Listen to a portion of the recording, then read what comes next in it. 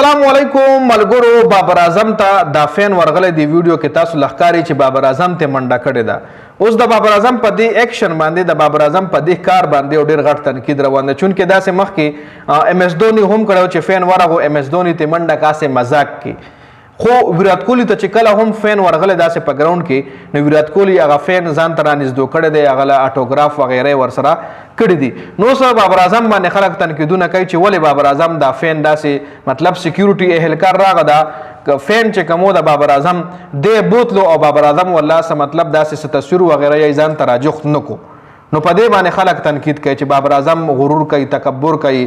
خیر خدا سي یو فین چې کله داسې زی او سکیورټي اهلکار کراس کوي او هغه باندې ګراوند ته د داخلېدو کوشش کوي، نو دا یو ښه عمل نه دی.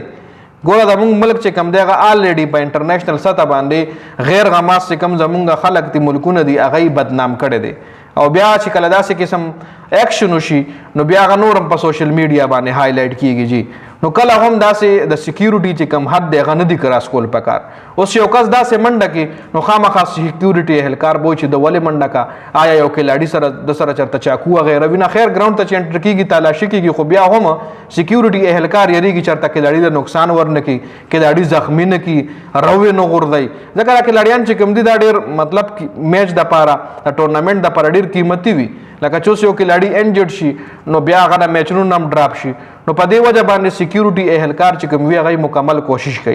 خو بل طرف ته په بابر اعظم باندې تنقید هم کیږي چې بابر اعظم ولې د فین سره داسې رویه کړې، چونکې بابر اعظم مخکې داسې نه کړي، داسې مخکې څو ځله شوي دي چې یو فین سکیورټي کراس کی او ګراوند ته د داخلېدو کوشش وکړي. مخکې هم بابر اعظم سره داسې واقعیت شوي چې بابر اعظم باقاعده فین سره ودرېدلی دی او هغه اټوګراف وغیره د هغه چې کوم ډیمانډ دی هغې وله پوره کړی دی.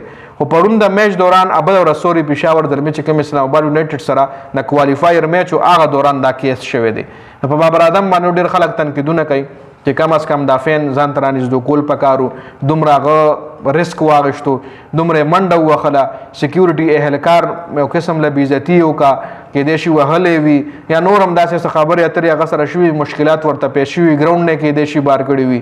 نو بیا بابر اعظم له پکارو چې دغه ځان ته را فین رانږدې کړی، چونکې ویرات کوهلی کړي دي، همیشه داسې کړي. ویرات کوهلی شو اکثر دا هر کلاډي ته نه ورځي، سچن ټنډولکر له به ورتلل، ام اس دھوني ته، عمران خان ته اور ویرات کوهلی ته ورغلی دي، بابر اعظم ته پاکستان شاهد افریدي ته، داسې غټ غټ کم کلاډیان وي چې کم فین فالوورز لري، د هغوی دپاره اکثر دا فین سکریچ شي او دوی دومره غټ ریسک واخلي چې سکیورټي کراس کړي او هغه خپل چا کلاډي ته ځان ورسوي. نو خیر دې حوالې سره ستاسو سره د آیا واقعي بابر اعظم غرور کوي یا بابر اعظم ته څه پکارو دی وخت کې؟ خپله قیمتي رایه موږ سره په کمنټ کې ضرور شریکه کوئ.